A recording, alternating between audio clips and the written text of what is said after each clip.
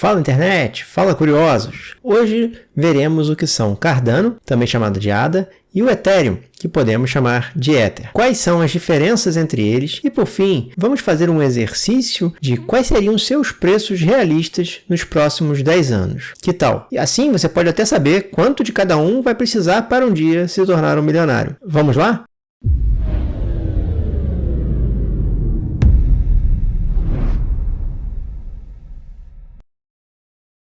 Eu digo que a resposta é realmente muito interessante, como a maioria de vocês pode pensar. E não pretendo aqui fazer mais um daqueles vídeos sensacionalistas malucos, baseado apenas em um cara pegando números aleatórios do nada. Vamos usar métodos de valuation e expectativas de análise para aí sim olhar para os 3 cenários principais referentes ao ADA e o Ether, ao longo dos próximos 10 anos. Vamos simular um cenário de alta, um de baixa e outro intermediário, para dar a melhor ideia do que são todas essas moedas, bem como o quanto elas podem disparar no futuro. Mas antes de começarmos a ver o quanto o Ethereum pode subir, primeiro precisamos conversar sobre exatamente o que o Ethereum é. E para fazer isso, faz sentido olhar para as diferenças entre o Ethereum e o Bitcoin. Acontece que muitas pessoas se perguntam que, como ela já tem o Bitcoin como ouro digital, qual é o objetivo do Ethereum? Ou qualquer uma dessas moedas alternativas ao Bitcoin, conhecidas como altcoins. Isso seria um ponto justo se houvesse apenas a diferença entre Bitcoin e Ethereum. Se a única diferença fosse o nome, mas a verdade é que são 2 criptomoedas completamente diferentes, com casos de uso completamente diferentes. Confesso que esse é um estudo que há muito tempo eu já gostaria de trazer aqui para o canal. A missão dos bitcoins é se tornar a reserva dominante de valor e, potencialmente, um dia, a moeda de reserva mundial. Sua missão de ser a melhor reserva de valor é relativamente simples e fácil de entender. Seriam as seguintes. A primeira, ser facilmente transferível. Por exemplo, é muito mais fácil enviar Bitcoin para alguém do que enviar uma barra de ouro pelo correio. A segunda é que ele é mais seguro. Ninguém pode acessar seu Bitcoin a menos que você dê a eles sua chave privada. A terceira é que não requer um banco ou terceiros para gerenciar ou facilitar as transferências entre 2 pessoas, o que significa menos taxas, menos atrasos e menos má gestão. A quarta é que também tem um fornecimento teórico fixo e diminuições com o tempo, conforme as pessoas perdem o acesso aos seus bitcoins porque esquecem quais são suas chaves, suas senhas, enfim. O Ethereum pode cumprir tudo isso também, mas também é programado para fazer muito mais, como permitir que as pessoas comprem e vendam arte digital, como o CryptoPunks, e permitir empréstimo e empréstimo P2P, ou seja, ponto a ponto. Então é fácil ver que o Ethereum pode ter um caso de uso separado e mais amplo do Bitcoin. Mas e quanto a Cardano? Ambos querem se tornar a criptomoeda mundial da internet e se tornar a plataforma de contrato inteligente mais utilizada do mundo. O que os torna diferentes é o caminho que estão percorrendo para chegar lá. O Ethereum se move rápido e quebra as coisas e gosta de fazer melhorias, experimentar e descobrir o que funciona na prática, testando e fazendo ajustes para corrigir os erros à medida que estes aparecem, ao longo do seu caminho. Já o Cardano tem uma abordagem um pouco diferente.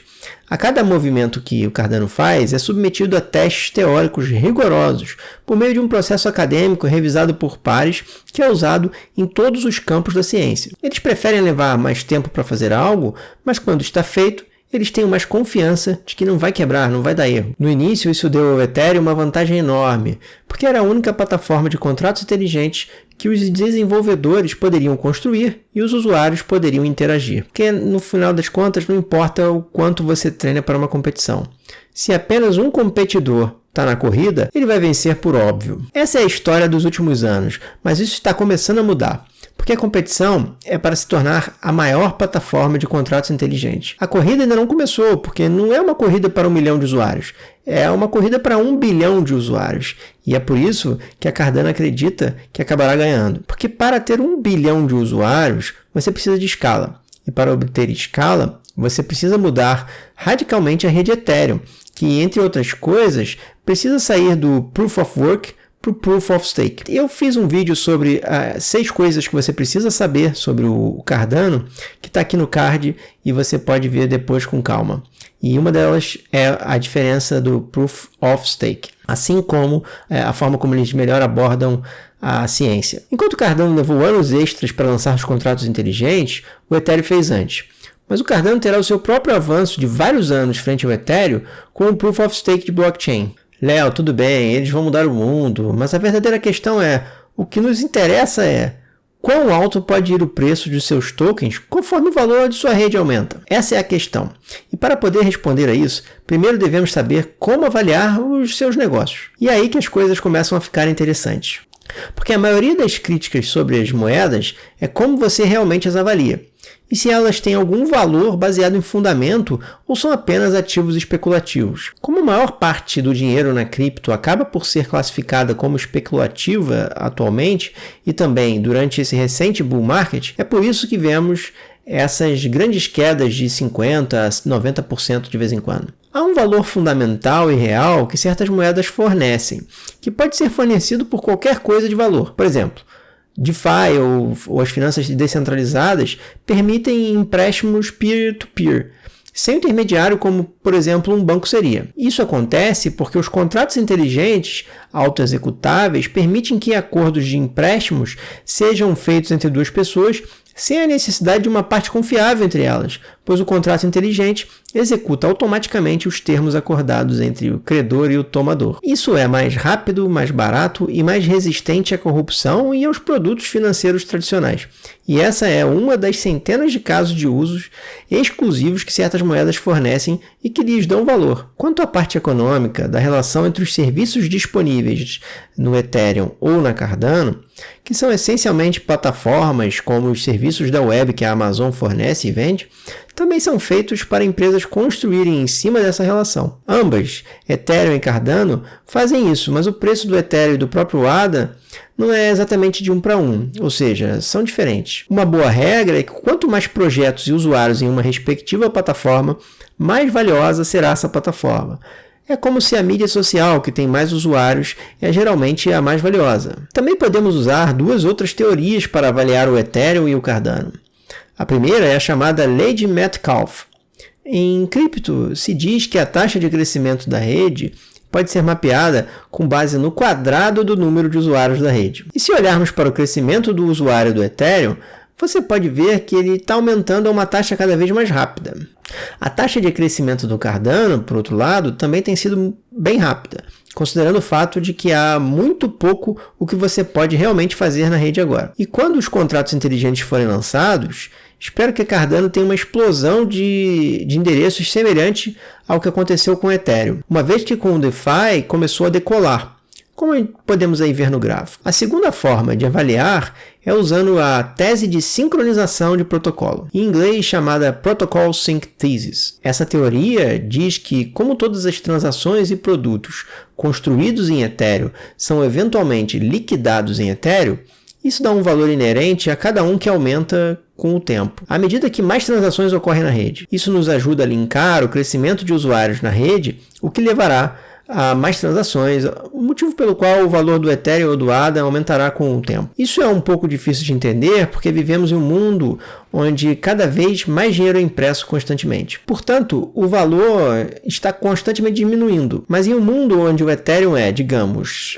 deflacionário, com o tempo, na verdade, torna-se mais barato comprar produtos e não mais caro. Então, em vez de ter que pagar R$2 pelo pão esse ano e depois R$40 em 2050, poderia realmente ir para o lado oposto e você paga R$2 hoje e pode pagar uns 50 lá na frente. Agora, isso é obviamente uma simplificação excessiva da maneira como funciona. Ele tem muito mais a ver com o aumento da quantidade de serviços que você começa a ter a ideia. Essas são algumas formas interessantes de avaliar criptomoedas. Se você está gostando do conteúdo até agora, deixe o seu like aqui no vídeo, pode se inscrever para continuar vendo conteúdos como esse, pois esse canal busca falar sobre investimentos, tecnologia e coisas que interessam ao futuro. Agora vamos olhar para os 3 cenários do que poderia acontecer com o preço dessas altcoins até 2030, supondo que variáveis como as taxas de juros nos Estados Unidos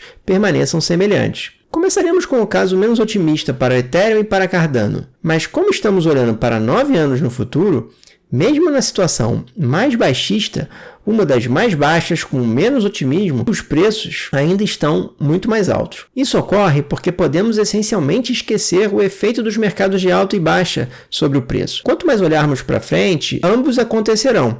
E eles essencialmente se cancelarão. E no geral, veremos apenas uma linha ascendente de crescimento. Isso significa que o maior impulsionador da ação dos preços até 2030 serão os fundamentos. Primeiro vamos dar uma olhada no Ethereum. Nesse cenário, o Ethereum já tem um crescimento com NFT e com o mercado DeFi.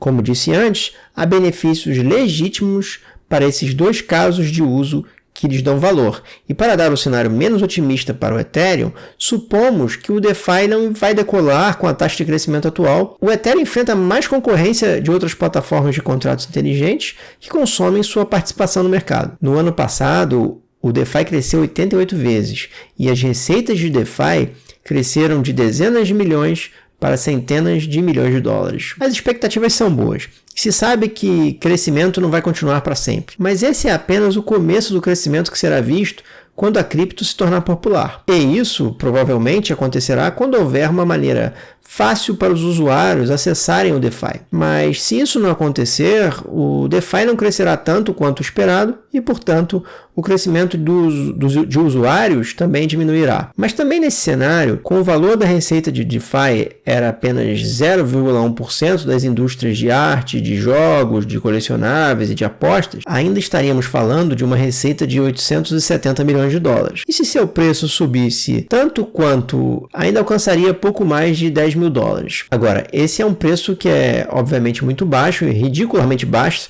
se o Ethereum decolar de alguma forma. Essa é uma meta que as pessoas têm para esse ano, não para 2030. Ainda é muito reconfortante saber que ainda terá um desempenho muito melhor do que qualquer ação ou qualquer outro ativo, na pior das hipóteses. O cenário menos otimista para Cardano é um pouco mais difícil de calcular, porque ele ainda não tem projetos com receita.